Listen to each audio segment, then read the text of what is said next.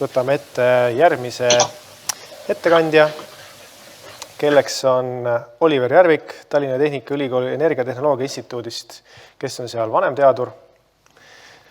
Oliver Järvik on samas ka saanud arenduskeskuse juht, on Keskkonnaenergia keemiatehnoloogia bakalaureuse õppekava programmi juht, kus on tiitlid.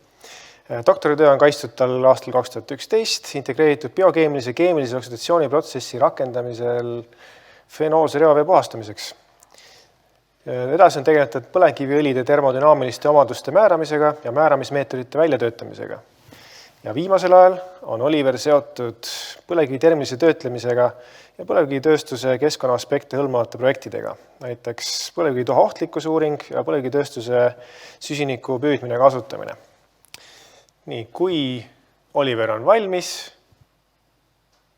Okei. Ühesõnaga natukene siis nendest uuringutest ja siis ka sellest, et kuidas me plaanime edasi minna. Nii. Et siis alustame sellest, milline on siis hetkeolukord kütuste vallas, millisena nähakse tulevikku, mis on siis vajalik selleks, et mõista, kus me oleme ja saada aru sellest mõnes mõttes segadusest, millesse me suundume.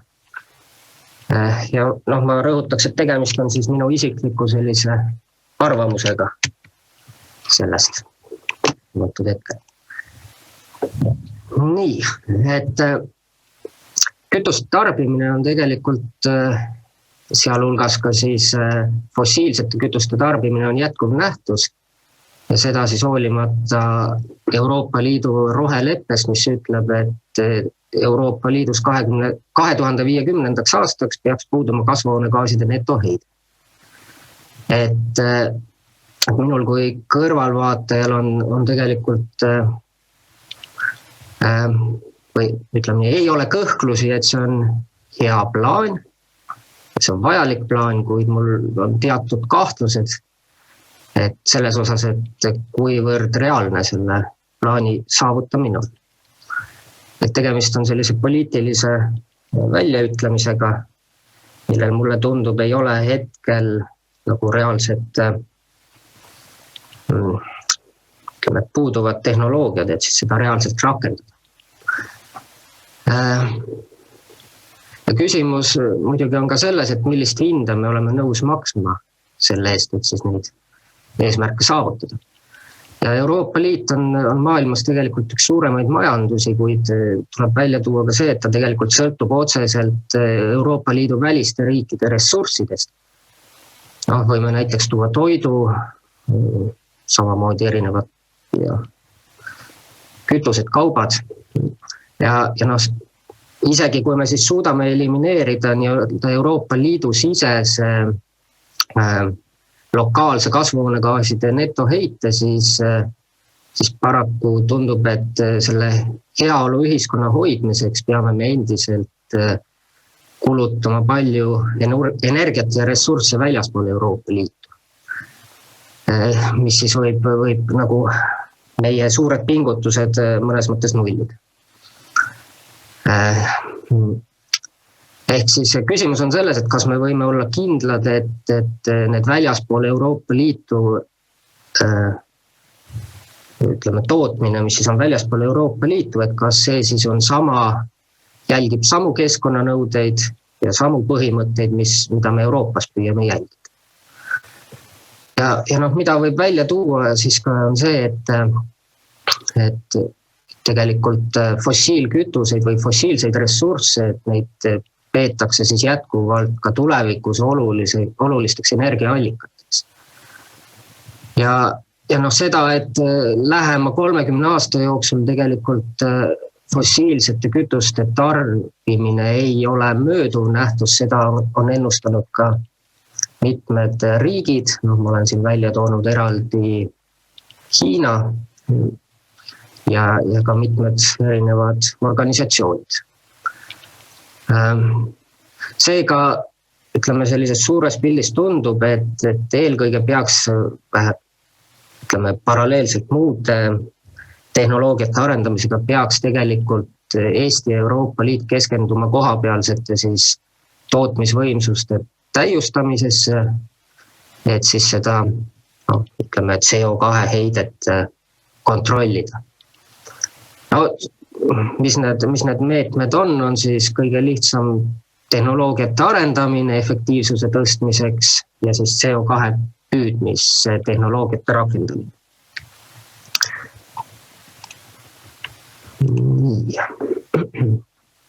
Nüüd me näeme, et fossiilseid ressursse kasutatakse ja tegelikult kasutatakse ka edaspidi, et mis siis on, mis on fossiilsete kütuste fenomen. Et ma arvan, peamine põhjus on selles, et meile meeldib tarbida. Ja tuleviku häda on ka selles, et hiinlastele meeldib tarbida indialastele ja ilmselt ka Aafrikas elavad inimesed tahaksid tarbida igasugu väärtkaupu. Ja kui me räägime nüüd energeetikast või ressursside kasutamisest, siis hetkeseisuga eelistatakse selliseid usaldusväärseid ja ennast tõestanud fossiilsete ressursside põhiseid tehnoloogiaid, mis siis ka põhjustab tegelikult tulevikus nende ressursside kasutamise kasvu. Ja mis on veel oluline, et tegelikult praeguses meie majandus on suuresti nendel fossiilsetel kütustel põhinev ja nad annavad ka olulise osa nende, ütleme siis erinevate riikide riigieelarvelistest vahenditest.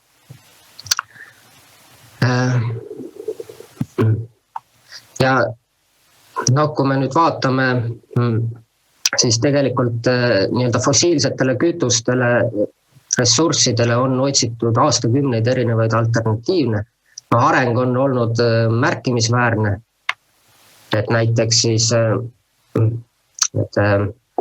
päikesepatareid, et nende hind siin võrreldes 50 aasta tagusega on langenud kuskil 350 korda jämedalt. Ja nad hakkavad juba jõudma sinna, kus nad siis oma hinna poolest konkureerivad fossiilkütustega. Aga häda on tihtipeale neil selles, et nad ei ole niivõrd universaalsed.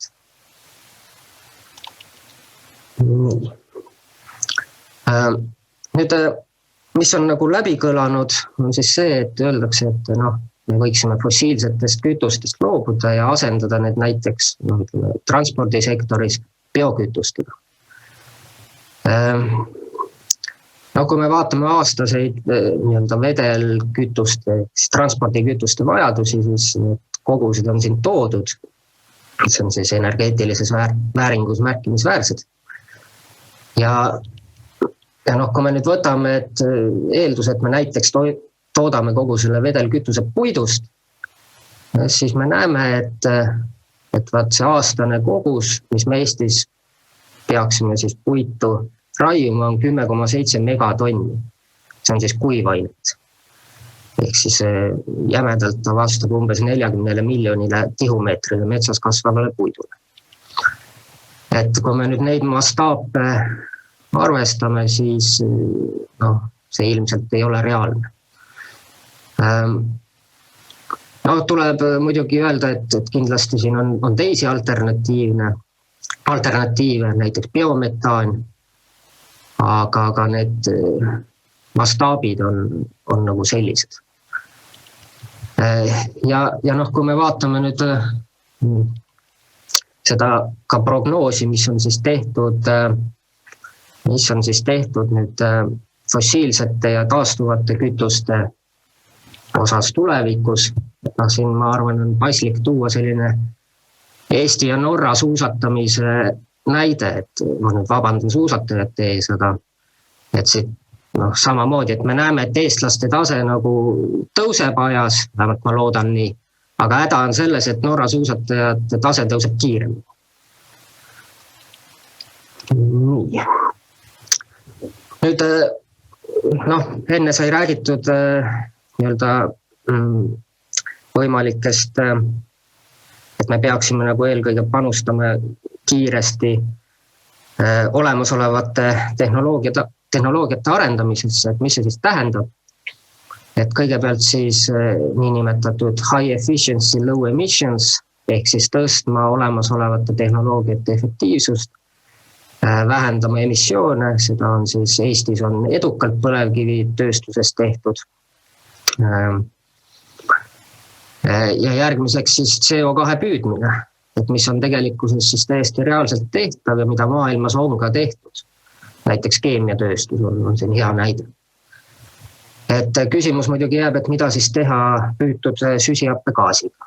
Kas teda ladustada või teda kasutada. Et kindlasti esmane kiire võimalus on siis ladustada. Ja selle jaoks on ka siis juba projektid töös ja seda ka tehakse maailmas.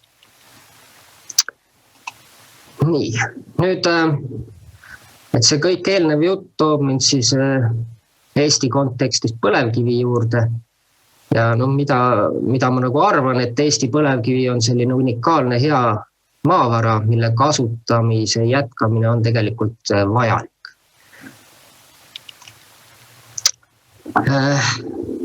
Ja noh, me teame, et õlitööstus on Eestile oluline.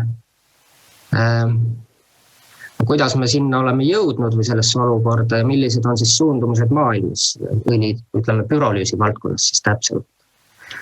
Et kuidas me, kui põlevkivi maad tuntakse, et Eestit loetakse selliseks põlevkivi innovatsiooni eestvedajaks või arengumootoriks, et see on siis tingitud olemasolevat ütleme energiavajadusest eelkõige ja siis ka olemasolevatest ressurssidest, et meil on siis hea põlevkivi olemas. Ja noh, mida võib veel öelda, et ilmselt on, vaadates ka seda tänast konverentsil osalejate arvu, siis võib öelda, et see on meil, põlevkivi on meie rahvuslik kirg, et kõik, mis selle ümber toimub, et ilmselt ta on vähemalt sama põnev teema, kui meil praegu kooseluseadus või abielureferendum, mida siis riigijuhid arutavad. Nüüd jah, põlevkivi pürolüüsi on tegelikult Eestis järjepidevalt arendatud ja mis nüüd sellest arendusest võib nagu välja tuua, et tegelikult on liigutud sellisest aeglase kuumutuskiirusega pürolüüsist suurema kuumutuskiirusega pürolüüsi poole. Ja jõudnud oleme siis tahke soojuskandja protsessiga. Kuhu edasi? Et maailmas on siis selline tugev suundumus liikuda kiirpürolüüsi suunas, mis siis võimaldab just biomassi osas, et saada siis suuremas koguses kõrge energiatihedusega õli. Et tegemist on sellise areneva tehnoloogiaga, on olemas ka erineva tehnoloogia valmidustasemega seadmeid maailmas.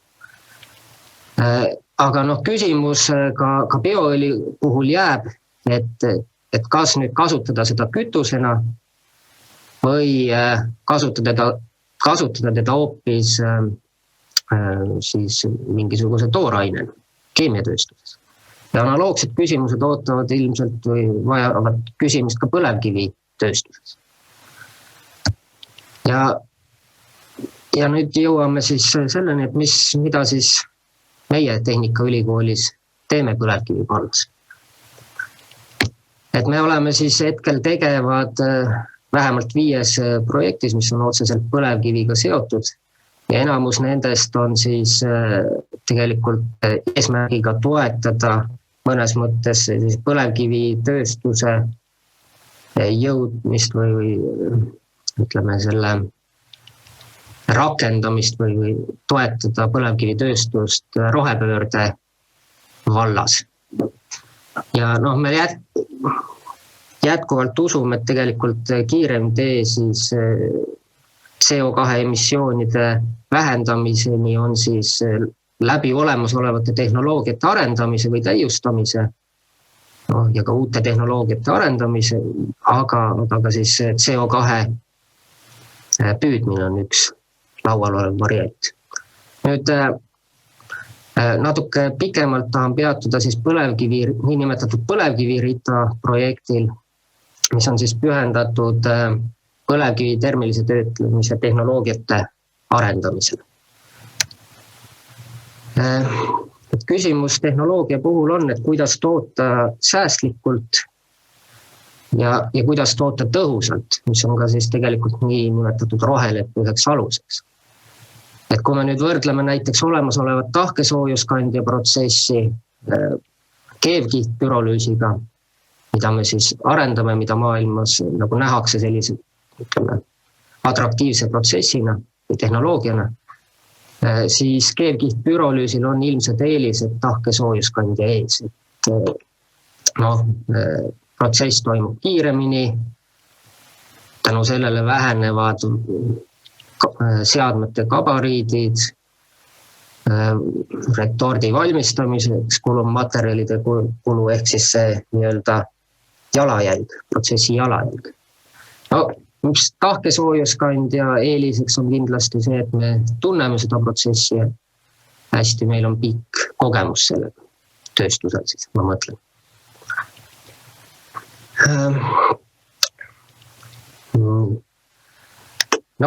Mida me muidugi teoorias võime veel eeldada, et siis kuna keevkihtpürolüüs on selline protsess, kus tehnoloogias on vähem liikuvaid osi, et siis ilmselt on ta ka ette nähtud või on ette näha vähem seisakud, ehk siis selline võiks olla töökindel. Teoreetiliselt on kõik ilus, siis varsti paistab ka praktiliselt. Mida me siis ka praktiliselt teeme? Et kuidas me siis seda keevkihtpürolüüsi arendame või uurime, et oleme siis lähenenud sellise 2 paralleelse tegevuse kaudu, milleks on siis katseseadme ehitamine, teiseks siis pürolüüsi modelleerimine. Ehk siis kuna keevkihis on siis soojus- ja massivahetusprotsessid tunduvalt intensiivsemad ja põlevkivi osakeste mõõdud on väiksemad kui tahkesoojuskandja protsessis, siis võime oodata protsessi kiirenemist ja efektiivsuse suurenemist. Ja nüüd matemaatiline mudel on siis selline, mis võimaldab siis ennustada, et kui me nüüd protsessi parameetreid kuidagi muudame, et millist mõju see siis protsessile avaldab. Nüüd, et sellise teoreetilise ja siis suhteliselt suure katseseadme ehitamise kõrval tegeleme ka väiksemas skaalas arendusega, mille võib kokku võtta 3 sõnaga, et see on siis töö ja veel kord töö. Ja seal me oleme ka saanud selliseid huvitavaid tulemusi, mis siis võib-olla võimaldavad meil tulevikus seda protsessi keskkonnasäästlikumalt rakendada. Et see eelkõige just väävli emissioonide osas. Nüüd, kuidas edasi?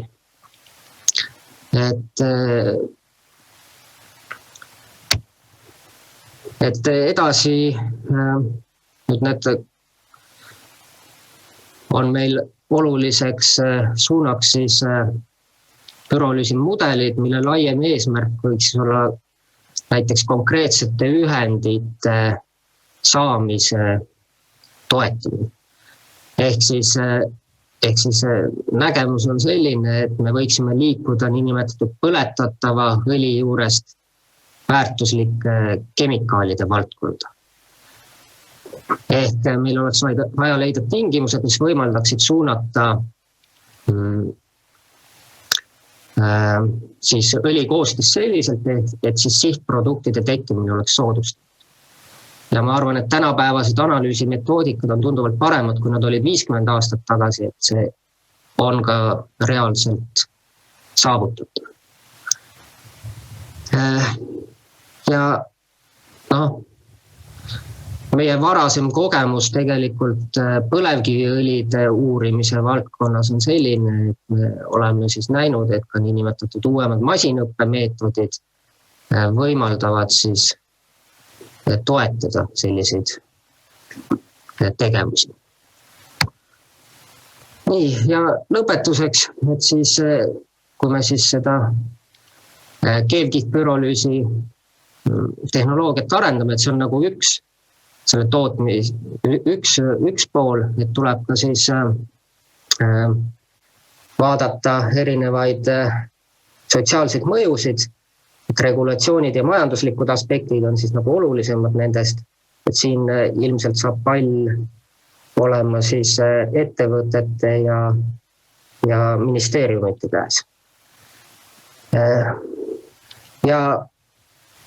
Ja noh, mis ma tahan veel öelda, et siis meie oma projektiga oleme liikumas kardetust kiiremini. Hiljuti tuli ka selle kohta küsimus, et siin on mõned fotod, et selline puhke seade, et ega see seade ei plahvata. Ja noh, selles osas ma arvan, et meie igatahes loodame, et peagi läheb ta kärtsumürtsuga tööle. Nii, tänan. No nii, suur tänu, Oliver. Kestvad kiiduavaldused ja aplausid ja nüüd on aega mõneks küsimuseks. Alustame otsast. Telgma Eesti Rooma klubist esitab sellise siis 2 küsimust õigemini. Kõik põlevkiviga seonduv kipub laias publikus tõrget esile kutsuma. Kuidas parandada üldsuse teavitamist ja kas ka selle ülesande peaks enda peale võtma põlevkivi uurijad? Kuidas teie arvate?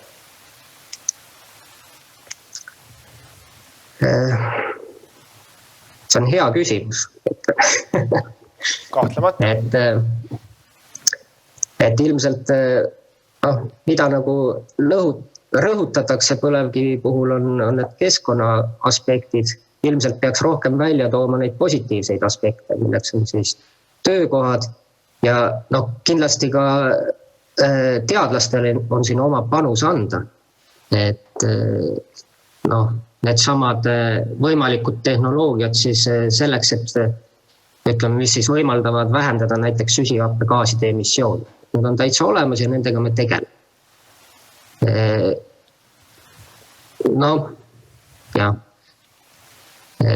Ühesõnaga tuleb võib-olla väljapoole natuke rohkem seda kommunikeerida, aga see on kõik plaanis. Väga hea. Siis mul oleks kohe üks väike provokatsioon. Kas TalTech on ka vesinikuenergiast midagi kuulnud? Vesinikuenergeetikast? Ehk siis konkreetselt teie? Et hiljuti oli Tehnikaülikoolis ka vastava sisuline konverents. Et tuleme kursis, et on olemas vesinik. Ja, siis on sellest järgnev küsimus, et kuidas te siis kujutate ette, kas vesinikuenergeetika oleks järgmise 10-20 aasta perspektiivis Eestis realistlik võrreldes näiteks CO2 kinnipüüdmise ja kasutamisega? Või nad on mõlemad vajalikud? Et ilmselt lähemas perspektiivis kindlasti kiirem ja kindlam tee on süsihappegaasi püüdmine.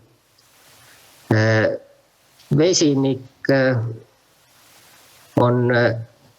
Mul ei ole kahtlust, et ta on hea asi. Mul on kõhklus, et tema kasutamise osas natukene. Aga kindlasti ta saab olema üks komponent meie selles energiaportfellis.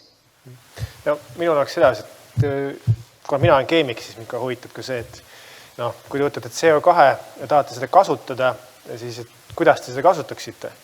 Sest ma näen, et ühe komponendina seal me ilmselt vajaksime vesinikku. See on see koht, kus tunduks, et CO2 ja vesinik saavad kokku ja tulevikus me peaksime neid mõlemad võib-olla siis nii tarbima ja vastavalt genereerima. Kuidas te sellesse suhtute? Jah, see tähendab, näiteks CO2 ja vesinik võiksid olla metanooli kui ühe olulise keemiatööstuse sellise tooraine aluseks.